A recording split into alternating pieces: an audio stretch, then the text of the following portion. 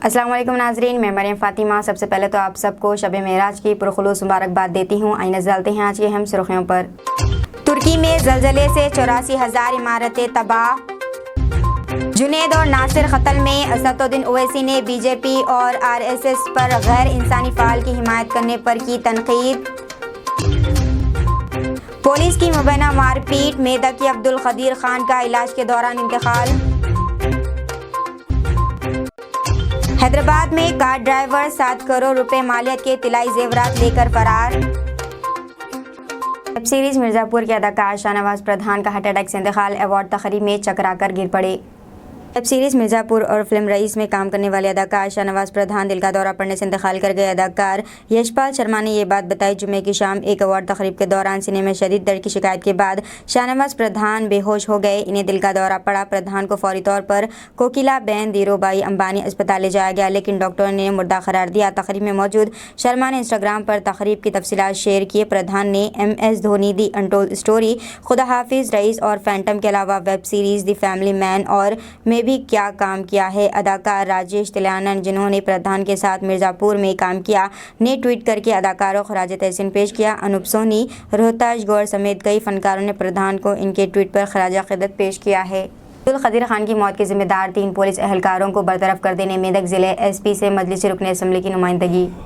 तेलंगाना के मेदक टाउन में पुलिस के मुबैना ज़िद्दकोबी की वजह से फौत होने वाले अब्दुल कदीर खान के साथ 3rd डिग्री रवैया अपनाने वाले सब इंस्पेक्टर और 2 कांस्टेबलों को खिदमत से बरतरफ करने और इनके खिलाफ सख्त कार्रवाई करने का कुल हिंद मजलिस इत्तेहादुल मुस्लिमीन ने मुतालबा किया है। सदर मजलिस रुकन पार्लियामेंट हैदराबाद बैरिस्टर असदुद्दीन ओवैसी की हिदायत पर आज मजलिस के रुकन असम्बली व इंचार्ज मेदक मजलिस जनाब कौसर मोईउद्दीन ने आज मेदक मजलिस के सदर सैयद अशरफ अली सफ़ी और साबिक़ सदर खलील प्रोफेस के हमरा ज़िले SP श्रीमती P रोहानी प्रिया दर्शनी से मुलाकात करते हुए तहरीर याददाश्त हवाले की। रुकन असम्बली कौसर मोईउद्दीन ने सुपरिटेंडेंट ऑफ पुलिस जिले मेदक से मुलाकात करते हुए खाती अफसरों राजशेखर SI, प्रशांत और पवन कुमार कांस्टेबल्स के खिलाफ सख्त कार्रवाई करने का मुतालबा किया। इन्होंने कहा है कि मेहनत मजदूर करने वाले एक गरीब आदमी के कत्ल का घिनौने फ़ाल को अंजाम देने वाले पुलिस एहलकारों को फौरी बरतरफ किया जाए और इस वाक़े के जामा तहक़ीक़ात करवाई जाए। हैदराबाद से हुसैन नाम से लेके आए को लेके आ रहे, सब बोल दो तो चोरी करा बोल के बोले। मैंने कि मैं नहीं करा, सब बोल दो माँ से कार में मार लेते लेके आए, हैदराबाद से मार लेते लेके आए। फिर आए बाद 8 बजे उसको 8 बजे फिर 1:30 बजे तक फिर हम 2 घंटे उल्टा लटका के मारे, पैरों पे मारे, हाथों पे मारे, काम बोलते हो मारे दम चढ़ क्या हाथा पर आने उठ रहे मेरे क्या करना समझ आ रहा। क्या बोले फिर उसके बाद? नहीं वो जो चीज जो करा है वो तेरे से कर 6 बच्चा बोल के देख लेके आए, मगर तू न होता वो है थोड़ा डाउट पे तेरे को छोड़ दे रहे बोल के छोड़ दी। जब लेके कब छोड़े? लेके 29 को लेके 2 तारीख को छोड़े। क्या बोले? 2 तारीख को छोड़ के बोले मंडल ऑफिस में ले आके मैं तेरे को शाम में पकड़ के सुबह को छोड़ दिए बोल के बोले। मैं ऐसा नहीं बोलता ना सर, झूठ बोलता मैं सब बोलना है तो तेरे को मेरे को प्रॉब्लम होता बोल के बोलता, अच्छी बात है बोला और सार के सामने साइन करो बोल के बोले। मैं साइन भी करने नहीं आया तो सारा हम लॉन्च करे ID पार्टी वाले। अच्छा, पकड़ने नहीं आ रहा, पेनी पकड़ने नहीं आ रहा मैं।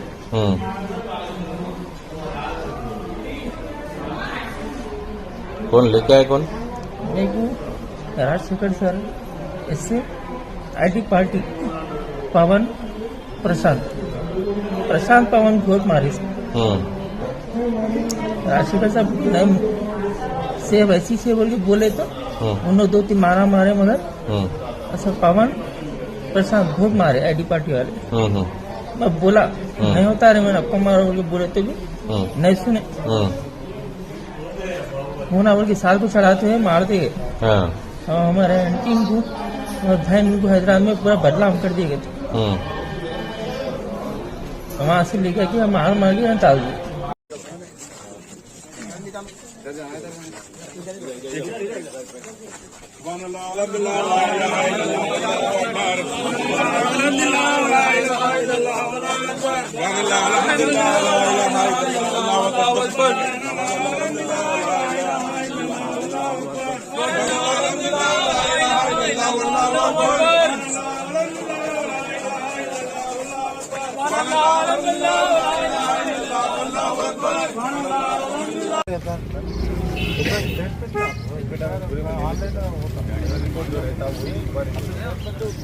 अब तुम जो रात में जो एफआईआर बना है एफआईआर चेंज होने के बाद ही लाश उठाते।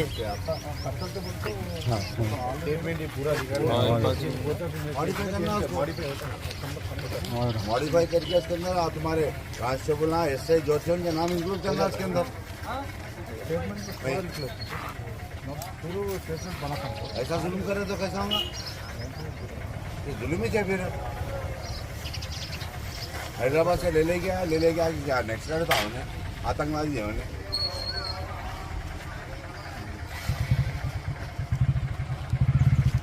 उसको मारे, उसके भाने को मारे, गाड़ी में बिठा दे।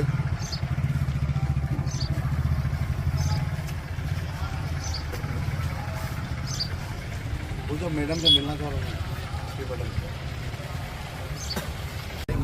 मुनपट आरोग्य బాగాలేదన్నట్టు ఎఫ్ఐఆర్ చేసుకుంది। అంతే మీరు మీ వాళ్ళని సేఫ్టీ చేసుకోరు, మీ వాళ్ళని అంతేగా। వాళ్ళ మెసేజ్ స్టేట్మెంట్ ఇచ్చింది ఆన్ రికార్డ్ చూసారు మీరు హాస్పిటల్లో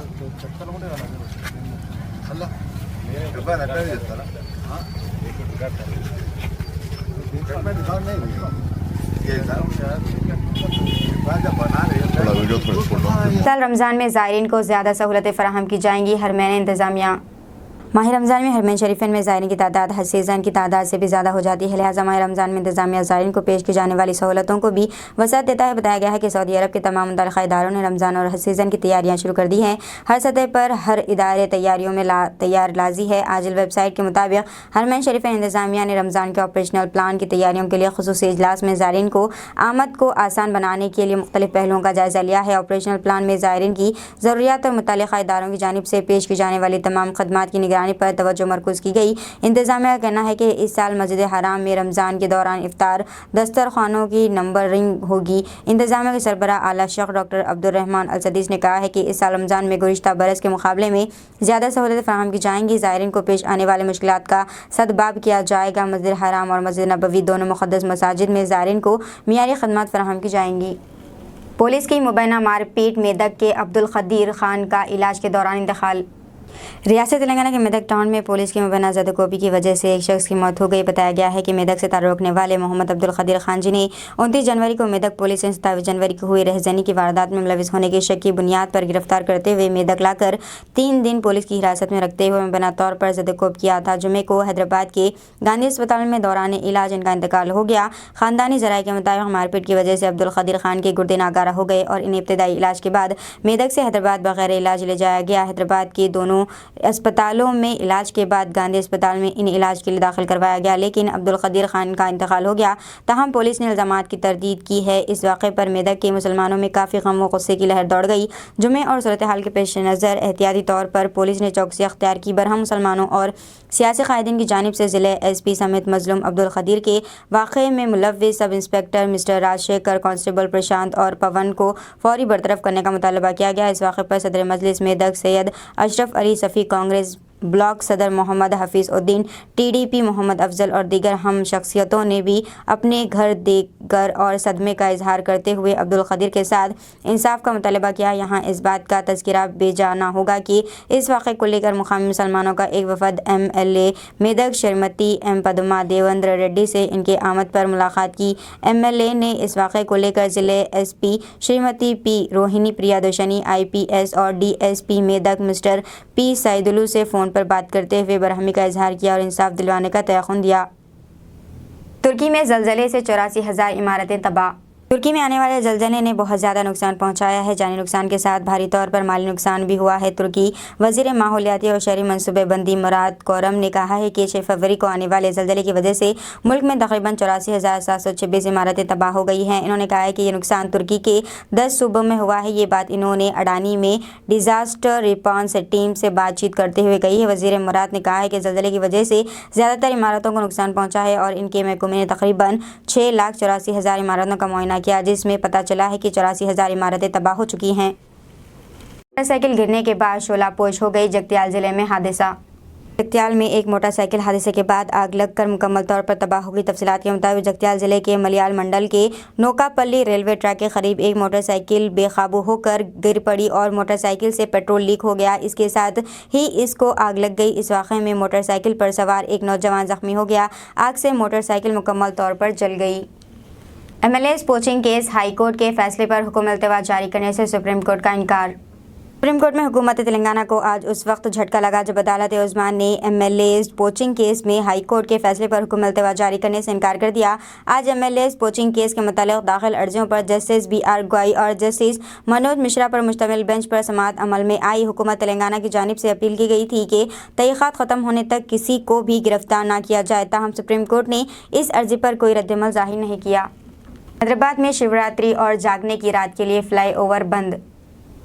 महाशिवरात्रि और शब मेराज जागने की रात के पेश नज़र शहर के कई फ्लाईओवर ट्रैफिक के लिए बंद रहेंगे। हैदराबाद ट्रैफिक पुलिस ने कहा है कि green line flyover, PVNR expressway और लंगर हाउस फ्लाईओवर के अलावा शहर के दीगर फ्लाईओवर हफ्ते की रात से इतवार की सुबह तक गाड़ियों के लिए बंद रहेंगे। शहरियों से दरख्वास्त की गई है कि वो पाबंदियों को नोट करें और सफ़र के लिए मुतबादिल रास्ते इस्तेमाल करें। किसी भी हंगामी सूरत हाल में शहरी सफ़र मदद के लिए Hyderabad traffic police helpline number 9010203626 पर राब्ता कर सकते हैं।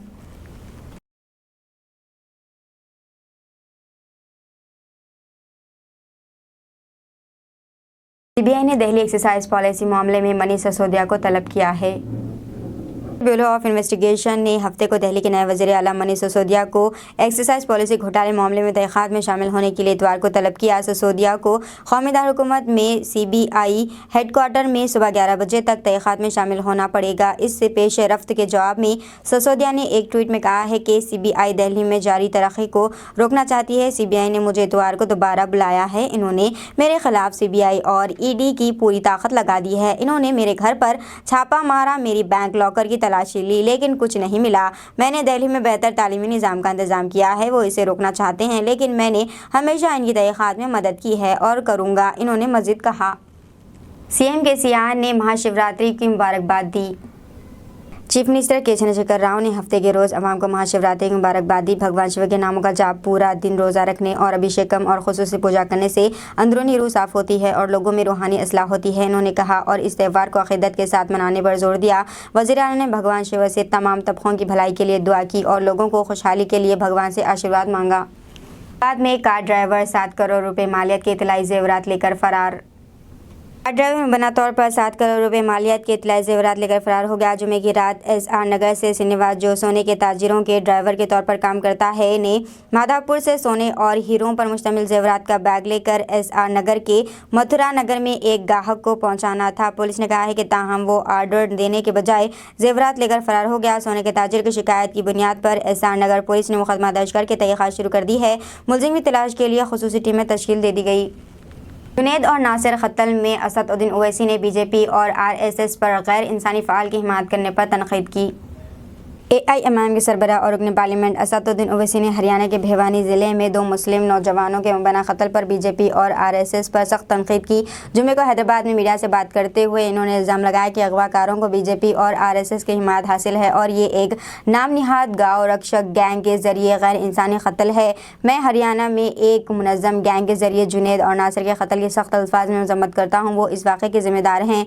क्या वज़ीर आज़म और वज़ीर दाखिला इस वाक़े पर बात करेंगे? ओवैसी ने पूछा। इन्होंने खबरदार किया कि बीजेपी की तरफ से बुनियाद परस्त बनने वाले ये अनासिर कल इनके खिलाफ हो जाएंगे। इन्होंने मुतालबा किया कि मरकज़ और हरियाणा में बीजेपी हुकूमत को ऐसे अनासिर की हिफाजत और सरपरस्ती नहीं करनी चाहिए। ओवैसी ने इल्ज़ाम लगाया कि बीजेपी बुनियाद परस्त अनासिर को फ़रोग़ दे रही है जो गौरक्षक होने की आड़ में लोगों को मार रहे हैं और जबरन वसूली में मुलव्विस है। इन्होंने मज़ीद कहा कि इन्हें ऐसे लोगों को फ़रोग़ देना बंद कर देना चाहिए। झिरका एरिया है, यहाँ तो ओपन एक्सटॉर्शन करते ये लोग करते हैं। और लास्ट ईयर रमज़ान में शेखपुरा और रौली में पुलिस के साथ घुसकर मारकर 2 मुसलमानों को पकड़े लोग। आखिर अरेस्ट क्यों नहीं करती हरियाणा की सरकार? भाई दिल्ली कैपिटल से 100 किलोमीटर के फासले पर 2 मुस्लिम युवाओं को किडनैप करके उनको फिजिकली मारकर उनको जला दिया जाता है और कोई गिरफ्तारी नहीं होती है। और ये जो एलिज्ड एक्यूज्ड है, जिसका नाम एफआईआर में आ चुका है मोइन के ऊपर फायरिंग करने का, और इसमें भी नाम आ गया, उसको पकड़ते नहीं। मेरे को फोटोज है, आपको दिखाता हूं मैं, न्यूज़पेपर की फोटो है कि देखिए हथियार उसके पास है, ये हथियार है, ये हथियार उसके पास है। इतना हथियार कहां है भाई? ये अलकायदा है, ये आईसिस का है ये हथियार। कौन है ये लोग? इतना हथियार लेके बैठा ये, और हरियाणा की सरकार खामोश बैठी हुई है। ये ऑर्गेनाइज तरीके से इनमें मुस्लिम हेटरेट घुस चुकी है और ये सिर्फ मुसलमानों को टारगेट कर रहे हैं। गौरक्षा के नाम पर ये तो बदनाम कर रहे हैं। वीडियोस देखिए उसके, आप वीडियोस हैं उसके शख्स के जो एलिज्ड एक्यूज्ड है इस एफआईआर में। गोली चला रहा है, एक चेस कर रहा है। ये जो बच्चा मोइन को मारते हुआ गोली, उसकी वीडियो है, उसमें एफआईआर में नाम आया, उसका अरेस्ट नहीं करते। मैं अपने तरफ से, अपनी पार्टी की तरफ से जुनैद और नासिर की जो हत्या की गई उसको स्ट्रॉन्गेस्ट वर्ड्स में कंडेम करता हूं और पूछना चाहता हूं बीजेपी से, प्रधानमंत्री से कि भाई आप इस पर कुछ बोलेंगे नहीं बोलेंगे, या आप फिर इन लोगों को अपनी छत्रछाया में रखकर इनको पालते रहेंगे, इन सांपों को? हरियाणा और बीजेपी की सरकार इनका प्रोटेक्शन कर रही है इस तरह के लोगों को। हर जगह पर इनका एक ऑर्गेनाइज गैंग है और यही गैंग हर तरफ एक आतंक मचा हुआ है, कानून को अपने हाथ में ले लेता है, गोली मारते हैं। आप कौन होते भाई? कोई स्मगलिंग कर रहा नहीं कर रहा, फिर अदालत को बंद कर दी ना। हर हफ्ता वीडियोस अपलोड करता है कि किसी का सर पकड़ा हुआ है, किसी को मार रहा है। दूसरा, यही शख्स ने मोइन नाम के एक शख्स को गोली मारी, वो यूट्यूब पर वीडियो आज भी अवेलेबल है, उसका नाम एफआईआर में आया, गोली लगी मोइन को। अब तक हरियाणा की पुलिस अरेस्ट नहीं करती उसको। ये पूरा एक ऑर्गेनाइज गैंग है। यूट्यूब पे इसके पास सिल्वर बटन है, यानी यूट्यूब के पॉलिसीज के खिलाफ वो वायलेंस दिखाकर पैसे कमा रहा है।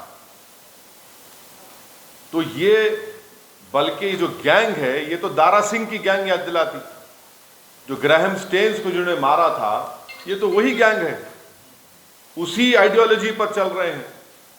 और पूरा हरियाणा की बीजेपी की सरकार जो ये इंसिडेंट हुआ उसकी जिम्मेदार है, क्योंकि वो इन लोगों का पैट्रोनाइज करते, इनको प्रोटेक्शन देते, इनकी मदद करते। और इसी वजह से जुनैद और नासिर को एक ऑर्गेनाइज गैंग ने, माफिया ने उनको मारा।